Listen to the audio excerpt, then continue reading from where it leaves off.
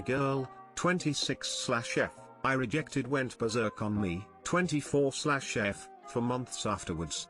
Now she's decided that I'm bullying her by not wanting to be her friend, and she's slowly making me seem like the asshole in my friend group. I had been interested in this girl at work for a little while. I know, stupid fucking decision. In my defense, we barely worked together and I'm about to quit. Also, gay dating is hard, okay? I found out the interest was mutual and decided to see where things could go. But she immediately got very needy and no thanks, kind of a red flag. But more importantly too, it made me realize how little time or energy I have to emotionally handle another person in a relationship context. So before things could develop any further, at this point it had been a week, I told her about everything I was dealing with and that I didn't want to lead her on because I would not be a good person to date right now. And I was honest about that. I haven't so much as attempted to get romantically involved with another person since then. I knew it would hurt her because hey, whiplash. It must have sucked to feel like things were going well only to see it end after a week. But what followed was months of her doing a bunch of toxic, manipulative bullshit to me. I'll leave the specifics out of this post so it's not ridiculously long, but I've mentioned parts of the ordeal to a couple friends without naming her as a vague bad dating experiences story and they were shocked. Now, she's decided that she wants to be friends again, and even though I've told her directly that the things she did were too much for me, she's basically refusing to take no for an answer. She told me that I need to just get over it and that she did nothing wrong, she was just acting a little crazy cause she liked me. She'll butt into my conversations with people and loudly talk to me, but of course only in front of other people, so I look like a jerk for not enthusiastically talking to her. She's literally made no attempts to contact me outside of work or in private except for when she told me to get over it, though that was also at work and she immediately got all upset in front of everyone. My workplace is one of those really small places where most of us are friends outside of work too. And now she's becoming a part of that group because of course to everyone else she's just this bubbly girl who wants to be friends with everyone. The last straw for me was when my friend organized something small to say goodbye to someone, and when I asked about her being there I was basically told to just be nice and it'll be fine. I have never been rude to her, not once. All I want is for her to leave me alone and we can be polite and professional, just not friends. But she refuses to let me do that, and I hate the fact that I'm starting to seem like some petty asshole because I'm trying to do the right thing and not humiliate her at work by telling people what happened. I'm just so frustrated and angry and I don't know what to do. Too long didn't read. Dated very clingy girl from work for a week before I realized that I was stupid to think I had the emotional energy for a relationship. Told her so, she went berserk and basically harassed me for months. I never told anybody because I didn't want to mess with her reputation at work and I hoped that it would eventually pass. It didn't, and now she's trying to use social pressure to get me to be her friend again, slowly making me seem like an asshole to my friends. HELP.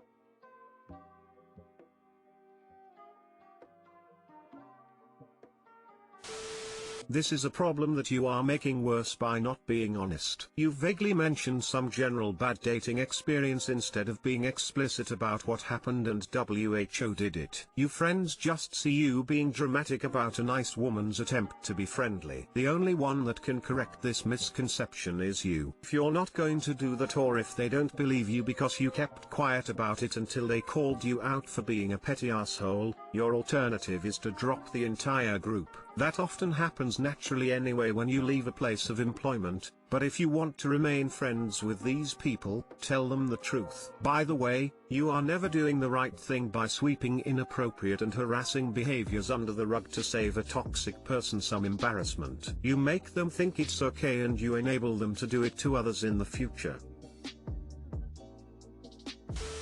Why are you protecting her from the reputation she's earned? What do you owe to her? Fuck it, out her. Tell your friends about how horribly she treated you. Explain that you have been uncomfortable around her and have been trying not to drag her through the mud, but that you're feeling pressured by her to pretend like everything is fine. You're the victim here. If she wants to be petty and manipulative, you need to make sure everyone knows the truth about who she is. TBH, I would explain it as you have here, but actually detail what she has done. First part, you explained your reasonings for breaking up with her were very clearly, and TBH it's quite refreshing to see someone on here who actually then explained this and left, instead of continuing with something you aren't happy/sure with. From the sounds of it, you dodged a bullet. I think the main thing you have to consider is how things will be in the long term. I imagine people will be sympathetic to the situation, but you have to bear in mind you are probably going to have to work with her for a long time. If you are right in that you have never been rude to her, then I don't see why you should have any issues. But also, just consider that she may not handle having everyone suddenly knowing and feeling exposed, so she may react badly. When you speak to them, stay as close to the facts as possible. Obviously explain you were upset, but let the facts paint the picture of her, rather than you saying how horrible each thing was. As much as I wouldn't blame you for going whole hog into saying how much she fucked you about, at the same time at a later point you may have to work on a project with her or be closer at work, so best to not be overly naming of her. They will find out themselves eventually, or hopefully she will learn from her mistakes once everyone judges her for her actions. Good luck.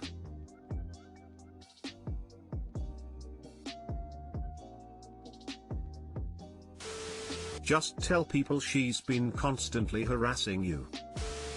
My 26M, GF, 27F, and I are running into new issues when it comes to talking about buying a house. So my GF and I have been together about 2 years now and we live together. I bought a condo before I met her, and she moved in with me a year or so into our relationship. She has no ownership in the condo and she pays me rent to cover living expenses. We're starting to outgrow the condo and have discussed buying a house in the future, preferably next year since the market is going a little nuts and I don't want to get priced out. I've mentioned that I'm comfortable with providing the majority of the down payment, since the value of the condo has gone up so much I can sell it and have over 100k in equity for a down payment. Now here's where the issue comes in. My GF was initially fine with me providing more of a down payment, but she's let me know that she's no longer comfortable with it. She wants to wait until she can meaningfully contribute to the down payment, which in her mind is contributing at least 10k. The issue is, she has no savings and is still paying off over 10k in student debt. She also works a fairly low-paying job, making about 35k per year. It would take about 5 years for her to pay off her debt and save up the necessary 10k, and that's just far too long for me. I haven't explained this to her yet as I'm worried that it'll seem belittling. Any advice on where to go from here? TLDR, I'm in a position to sell a condo and buy a house soon. GF wants to wait until she can contribute more money. It would take about 5 years for her to do so. I want to move in the next year. Can you simply run some numbers and show her how the price increases in the housing market are outpacing and will continue to outpace her saving and earning potential? There's even a few articles online that talk about considering this aspect. Or could you guys work out some kind of a loan agreement between you two, where she agrees to put down 10k for the down payment but she's actually just paying that to you over time? It's not a good idea to buy a house with someone unless you're legally married. I think the solution here is for you to buy a house in your name and continue the status quo of her paying rent and paying down her debt. Make up for the fact that you're getting equity and she's not, maybe give her a break and charge significantly less than market rent. If you're still together and married in 5 years, you can join forces and upgrade to a bigger/fancier house. I think the answer to your question is based off of why she feels she needs to contribute 10k. Where did that number come from? Why is meaningful? Why the sudden change?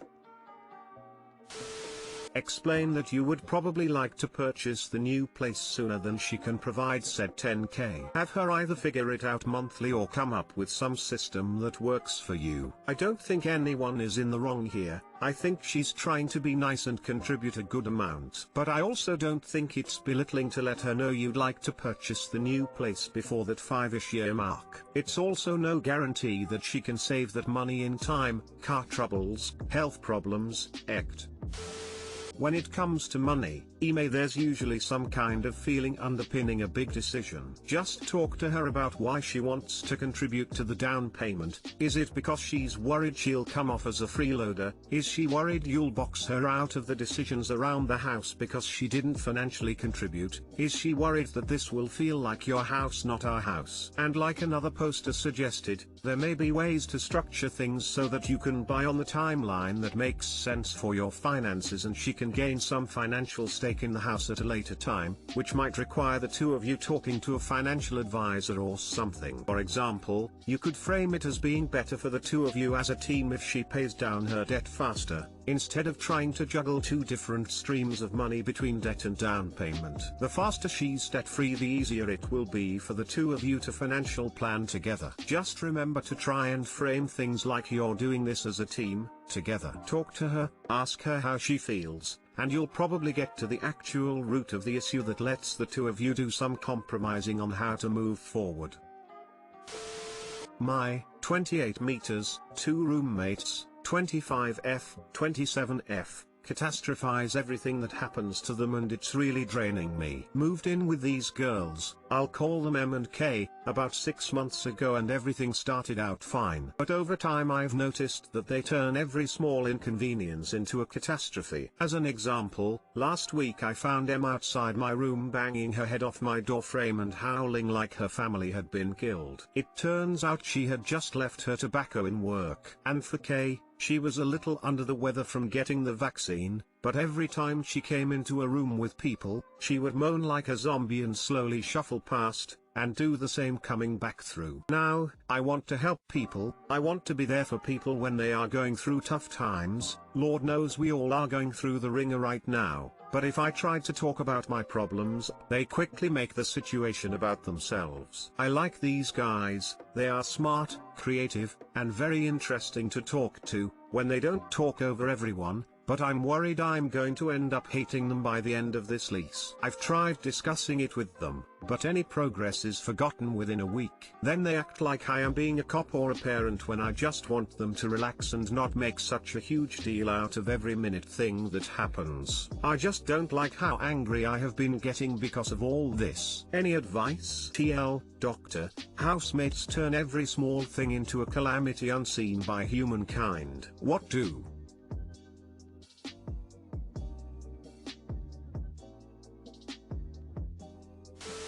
Don't respond to their reactions with worry or concern unless it's called for. Give them grey rock type answers and change the subject. For example, with the girl who left her tobacco at work after she told you what was wrong, just give an unreactive response like, oh well, you can get it tomorrow, and walk away. The girl with the zombie moans, you should probably go lie down in your room since you don't sound too well. Don't try to be snarky or sound passive aggressive, just don't respond emotionally to their very obvious overreactions. It could be anxiety, which you can suggest they go get checked for because what they're doing is very abnormal. Good God. Yeah, okay, I can do that. Just seems, I don't know, shitty that I have to now withdraw so much in my home because they won't respect my boundaries. Edit, and thank you for the reply/advice.